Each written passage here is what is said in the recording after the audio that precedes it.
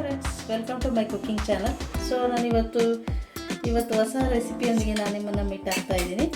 ನಾನಿವತ್ತು ಹೊಸದಾಗಿ ಏನು ಮಾಡ್ತಾ ಇದ್ದೀನಿ ಅಂದರೆ ವಾಂಗಿಬಾತ್ ಪೌಡರ್, ಅಂದರೆ ಆವಾಗಲೇ ರೆಡಿ ಮಾಡ್ಕೊಂಡು ವಾಂಗಿಬಾತ್ನ ಮಾಡೋದು ಹೇಗೆ ಅಂತ ನಾನು ಹೇಳ್ಕೊಡ್ತೀನಿ. ಸೊ ವಾಂಗಿಬಾತ್ ಪೌಡರ್ನ ರೆಡಿ ಮಾಡ್ಕೊಳ್ಳೋಣ. ವಾಂಗಿಬಾತ್ ಪೌಡರ್ ರೆಡಿ ಮಾಡ್ಕೊಳ್ಳೋಕ್ಕೆ ಸಿಂಪಲ್ ಏನೇನು ಇಂಗ್ರೀಡಿಯೆಂಟ್ಸ್ ಬೇಕು ಅಂದರೆ ನಾನಿಟ್ಟು ನೋಡಿ, ಇದಕ್ಕೆ ವಾಂಗಿಬಾತಿಗೆ ಸ್ವಲ್ಪ ಚಕ್ಕೆ ಜಾಸ್ತಿ ತಗೋಬೇಕು. ಇದು 4 ಜನಕ್ಕೆ ಅಂದರೆ ಆವಾಗಲೇ ರೆಡಿ ಮಾಡ್ಕೊಂಡು ಮಾಡೋದ್ರಾಗಿರೋದ್ರಿಂದ ಇದು 4 ಜನಕ್ಕೆ 2 ಟೈಮಿಗೆ ಈ ಪೌಡರ್ನ ಯೂಸ್ ಮಾಡ್ಕೋಬೋದು. ಸೊ ನಿಮಗೆ ಜಾಸ್ತಿ ಬೇಕು ಪೌಡರ್ ಅಂದರೆ ಇದು ಸ್ವಲ್ಪ ಜಾಸ್ತಿ ಹಾಕ್ಕೊಂಡು ಮಾಡಿಟ್ಕೊಳ್ಳಿ.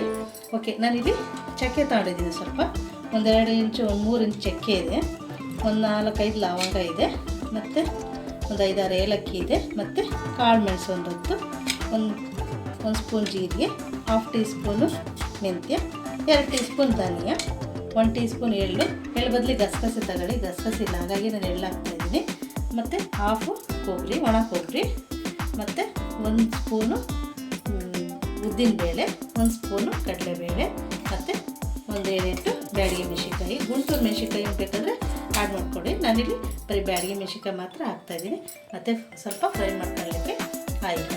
ಓಕೆ, ಬನ್ನಿ ಸ್ಟಾರ್ಟ್ ಮಾಡೋಣ. ಓಕೆ ಫ್ರೆಂಡ್ಸ್, ಸ್ವಲ್ಪ ಒಂದು 5-6 ಸ್ವಲ್ಪ ಇದು ಕರಿಬೇವು ಹಾಕೋಣ.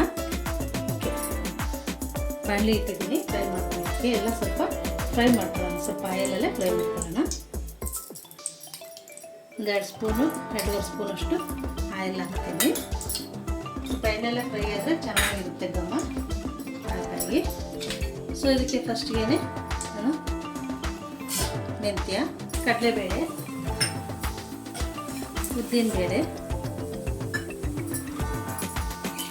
ಹುರ್ಕೊಳ್ಳೋಣ. ಸಣ್ಣ ಊರಿನಲ್ಲೇ ಫ್ರೈ ಮಾಡ್ಕೊಳ್ಳಿ. ಸ್ವಲ್ಪ ಬ್ರೌನ್ ಕಲರ್ ಬರಲಿ.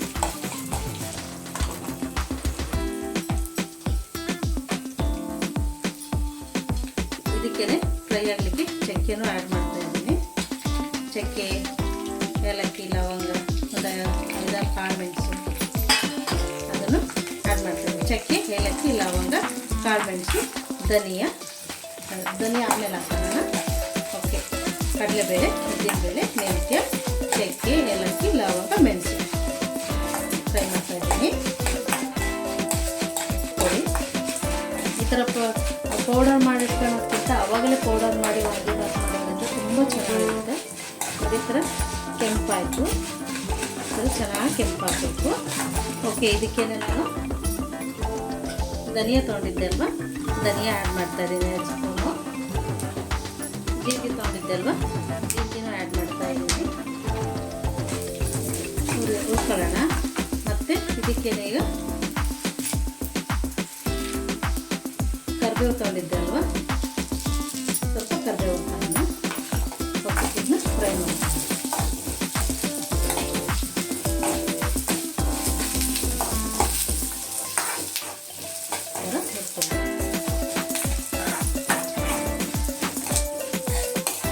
ಇನ್ನೊಂದು ಮರ್ತೆ ಹಿಂಗೆ ಇಟ್ಟಿದ್ದೆ ನಾನು ಆಲ್ರೆಡಿ, ಹಿಂಗೂ ಹಾಕ್ತೀನಿ.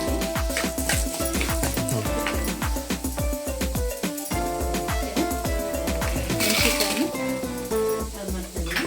ಬ್ಯಾಡಗಿ ಮೆಣಸಿನ್ಕಾಯಿ ತೊಗೊಂಡಿದ್ದೆ ಅಲ್ವಾ, ಸೊ ಅದನ್ನು ಫ್ರೈ ಮಾಡ್ಕೊಳ್ಳೋಣ. ಚೆನ್ನಾಗಿ ಹುರ್ಕೊಳ್ಳೋಣ.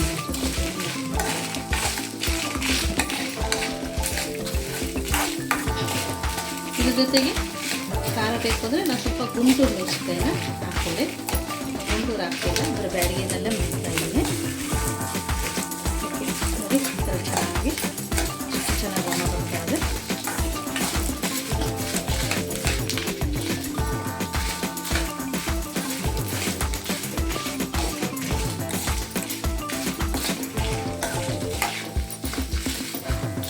ಮೆಣಸಿನ್ಕಾಯಿ ಎಲ್ಲ ಚೆನ್ನಾಗಿ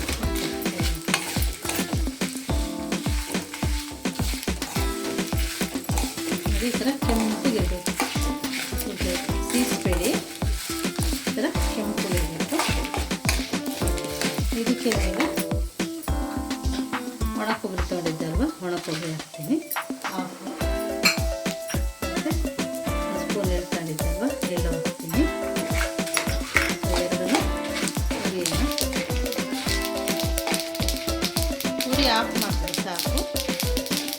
ಅದೇ ಬಿಸಿಯಲ್ಲೇ ಅದು ಬಿಸಿ ಆಗ್ತದೆ. ಇದಕ್ಕೆ ನಾನು ಸ್ವಲ್ಪ ಹಿಂಗನ್ನು ಆ್ಯಡ್ ಮಾಡ್ತೀನಿ. ಸ್ವಲ್ಪ ಹಿಂಗ ಮತ್ತು ಸ್ವಲ್ಪ ಅರಿಶಿನ, ಒಂದು 1/2 ಟೀ ಸ್ಪೂನಷ್ಟು ಅರಿಶಿನ. ಫ್ಲೇಮ್ನ ಆಫ್ ಮಾಡಿ ಹಾಕಿ, ಇಲ್ಲಾಂದ್ರೆ ಅದೆಲ್ಲ ಕರಗಾಗ್ಬಿಡುತ್ತೆ.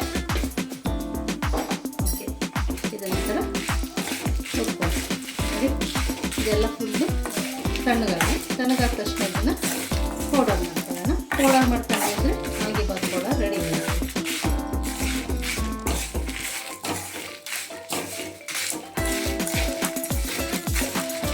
ಇದು ಸ್ವಲ್ಪ ತಣ್ಣಗಾಗುತ್ತೆ.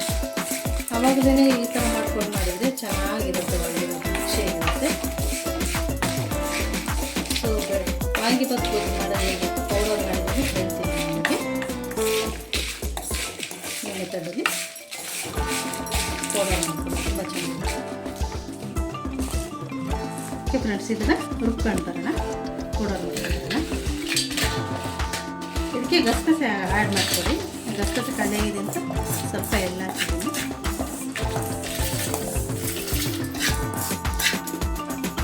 ಓಕೆ ಫ್ರೆಂಡ್ಸ್, ನೋಡಿ ಎಷ್ಟು ಚೆನ್ನಾಗಿ ಪೌಡರ್ ಬಂದಿದೆ.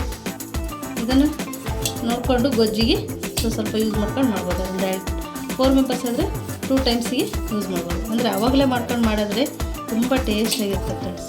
ನೋಡಿ ಎಷ್ಟು ಚೆನ್ನಾಗಿ ಪೌಡರ್ ಬಂದಿದೆ, ವಾಂಗಿಬಾತ್ ಪೌಡರ್. ಒಗ್ಗರಣೆ ಕೊಟ್ಟು ಆ ಬದನೆಕಾಯಿ ಹೆಚ್ಚಾಕಿ ಅದಕ್ಕೆ ಇದೊಂದು ಸ್ವಲ್ಪ ಪೌಡರ್ ಸೇರಿಸ್ಬಿಟ್ರೆ, ಉಪ್ಪು ಹಾಕ್ಬಿಟ್ರೆ ಆಗೋಯಿತು. ಓಕೆ, ಇದನ್ನ ಪೌಡರ್ ಹಾಕ್ತೀನಿ. ಓಕೆ ಫ್ರೆಂಡ್ಸ್, ನೋಡಿ ಕ್ವಿಕ್ಕಾಗಿ ಹೇಗೆ ವಾಂಗಿಬಾತ್ ಪೌಡರ್ ಮಾಡೋದು ಅಂತ ಹೇಳ್ಕೊಟ್ಟಿದ್ದೀನಿ. ಸೊ ಖಂಡಿತ ಟ್ರೈ ಮಾಡಿ, ತುಂಬ ಚೆನ್ನಾಗಿ ಬರುತ್ತೆ. ಮತ್ತು ಇದರಲ್ಲಿ ವಾಂಗಿಬಾತ್ ಮಾಡೋದು ತುಂಬ ಟೇಸ್ಟಾಗಿರುತ್ತೆ.